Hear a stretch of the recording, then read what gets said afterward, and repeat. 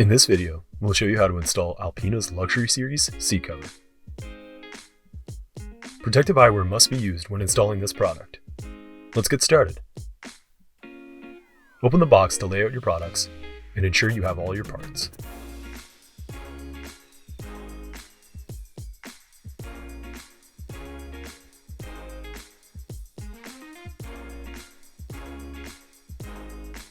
Secure the headrest using the stretchable cover and elastic strap.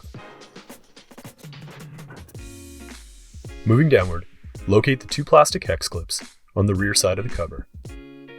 Insert both hex clips into the opening between the bottom and top of your seat, pulling them through to the back of the seat and making sure the clips flip up against the seat to secure it. Moving to the bottom of the cover, secure the two elastic straps to the seat rail or a secure point underneath the seat, making sure they do not impede any seat functions. Your Alpena Luxury Series seat cover is now ready for use.